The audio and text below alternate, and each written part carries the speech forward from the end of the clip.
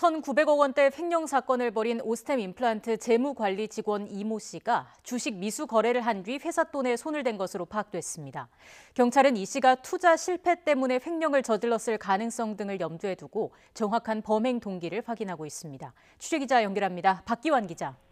네, 사회일부입니다. 네, 회사 돈을 횡령한 이모 씨, 주식 투자 실패가 범행 동기일 가능성이 제기되고 있다고요.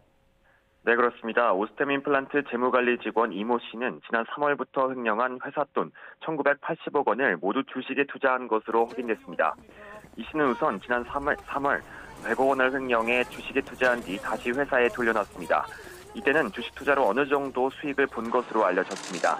하지만 이후 회사 돈 450억 원으로 다시 다른 종목에 여러 차례 투자했지만 손해를 봤습니다. 특히 지난 10월에는 1,400억 원이 넘는 회사 돈을 동진 세미캠에 투자했는데요.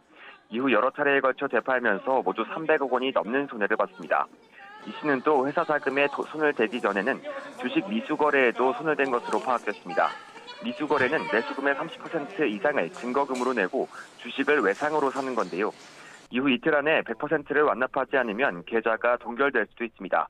이렇게 외상으로 주식에 투자했다가 손해가 눈덩이처럼 불어나다 보니 회사 돈을 이용해 만회해보려고 했다가 또 실패한 것으로 추정됩니다. 결국 이 씨는 횡령한 회사 돈까지 돌려놓을 수 없게 되자 금괴와 부동산을 매입하고 도주를 계획했을 가능성이 제기되고 있습니다. 경찰은 이 씨의 투자 실패가 횡령 범죄의 동기가 됐을 가능성을 염두에 두고 조사하고 있습니다. 네, 이 씨가 도주하면서 차명 휴대전화를 여러 대 만든 사실도 드러났는데 일부는 훼손됐다고요. 네, 그렇습니다. 앞서 YTN이 보도해드린 것과 같이 이 씨는 도주를 위해 여러 대의 차명 휴대전화를 준비했습니다. 모두 가족들 명의로 된 휴대전화인 것으로 파악됐는데요.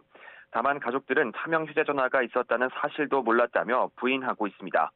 경찰은 이 씨를 체포할 당시 이 휴대전화들을 모두 확보했는데 일부가 훼손된 것으로 확인됐습니다.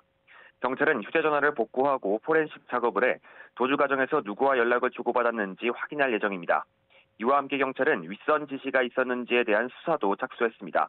앞서 한 시민단체가 직원 한 명이 벌일 수 있는 횡령 규모가 아니라며 오스템 임플란트 회장 등을 고발한 만큼 회사 전반에 대한 수사가 불가피할 전망입니다.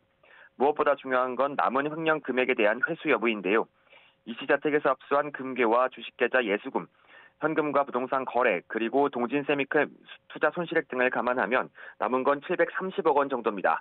경찰은 아직 찾지 못한 금괴 300kg의 행적을 뒤쫓으면서 주식 투자금이 어디로 흘러갔는지 확인하고 있습니다. 다만 여러 차례 주식 투자가 있었던 것으로 알려진 만큼 실제로 회수될 수 있는 자금은 더 줄어들 가능성도 큰 상황입니다. 지금까지 사회일부에서 전해드렸습니다.